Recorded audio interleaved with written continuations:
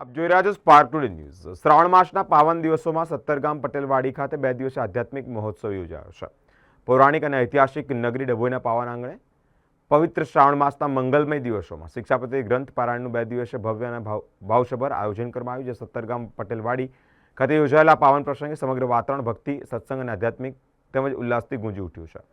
પૂજ્ય વિરલ સ્વામી, પૂજ્ય વડીલ માવતર સમાન પૂજ્ય સંત સ્વામીના પાવન સાનિધ્યમાં અને આશીર્વાદ સાથે ભગત રામનારાયણ અમીન પ્રમુખશ્રીના પાવન માર્ગદર્શન અને પ્રેરણાથી આ 2 દિવસીય શિક્ષાપત્રી ગ્રંથ પારાયણનું ભવ્ય અને ભાવસભર આયોજન કરવામાં આવ્યું છે। ભગવાન શ્રી સ્વામિનારાયણે પોતાના હસ્તે રચેલી શિક્ષાપત્રી માત્ર એક ગ્રંથ નથી, પરંતુ શ્રી હરિના દિવ્ય વચનોનું પવિત્ર સ્વરૂપ છે। માનવ જીવનને ધર્મ, ભક્તિ, સદાચાર, સંયમ અને આત્મકલ્યાણના માર્ગે દોરી જતા શિક્ષાપત્રી જીવન જીવવાની અમૂલ્ય સંહિતા પણ છે। 2 દિવસીય પારાયણ દરમિયાન શિક્ષાપત્રીના પવિત્ર શ્લોકોનું ભાવપૂર્વક શ્રવણ પણ કરવામાં આવ્યું હતું। શ્રી હરિના દિવ્ય વચનોને જીવનમાં ઉતારીને વ્યક્તિ, પરિવાર અને સમાજને સંસ્કારમય તથા સદાચારમય બનાવવાનો સુંદર સંદેશ આ પ્રસંગે પણ આપવામાં આવ્યો છે। ડભોઈ તથા આસપાસના વિસ્તારમાં મોટી સંખ્યામાં હરિભક્તો ઉપસ્થિત રહ્યા છે।